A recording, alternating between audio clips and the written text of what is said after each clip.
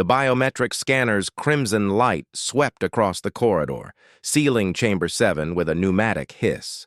Liana's neural implant registered the lock immediately, a cascade of encrypted data streaming through her occipital lobe. She had exactly 43 seconds before the security protocols cycled to Chamber 8, where James waited with his plasma staff and his insufferable smirk. She didn't have 43 seconds to waste.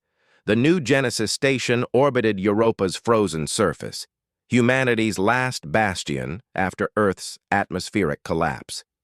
Here, in the combat training sectors, the colony's defenders learned to fight the Void Stalkers, biomechanical entities that had emerged from Jupiter's radiation belts.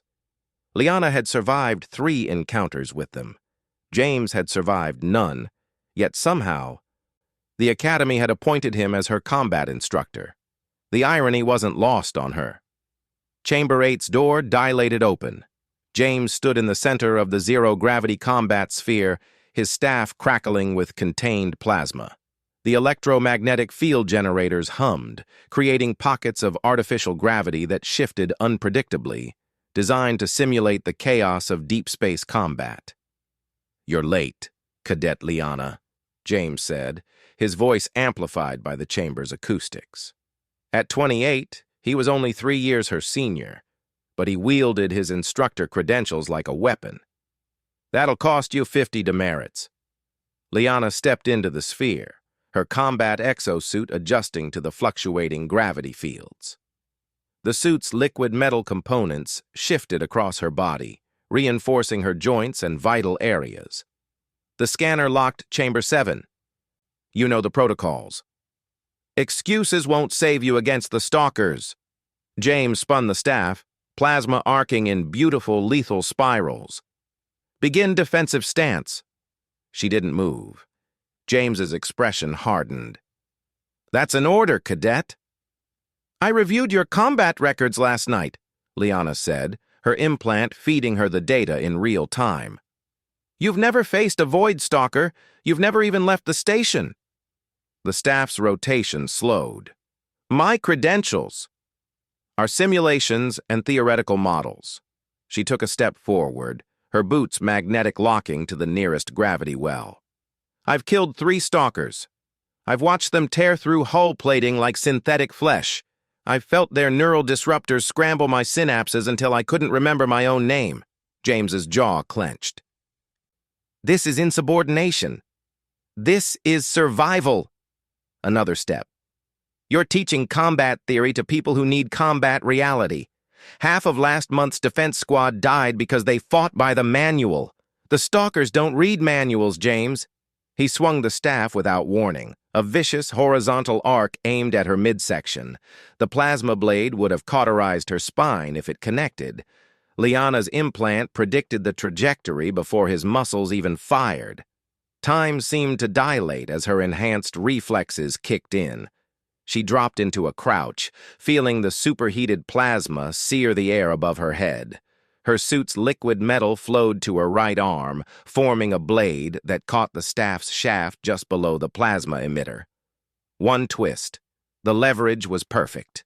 The staff flew from James's hands, spiraling through a zero-gravity pocket before Liana's left hand snatched it from the air.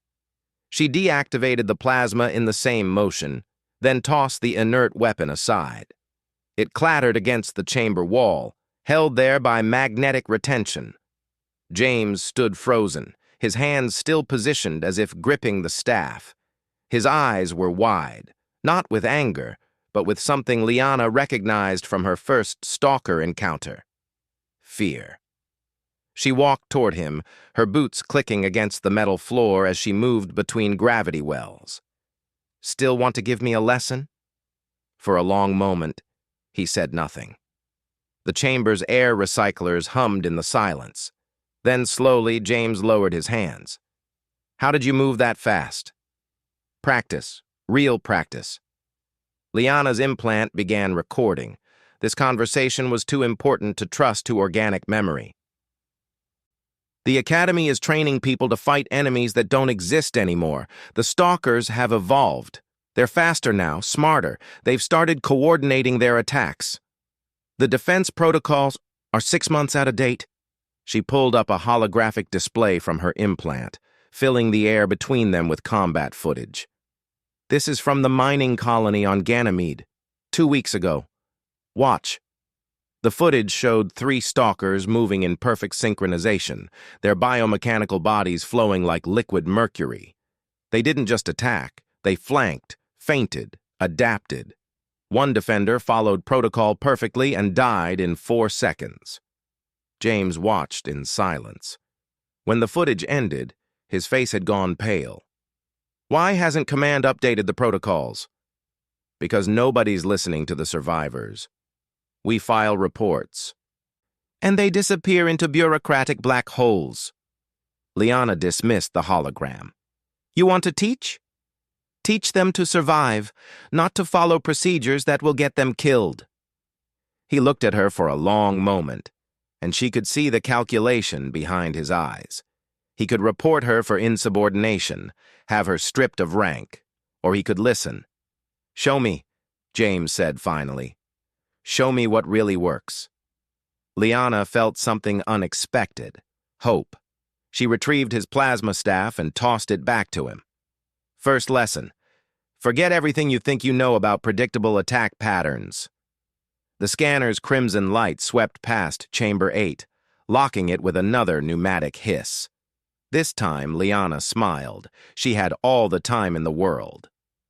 Over the next hour, Liana dismantled every technique James had learned in the Academy's simulation pods.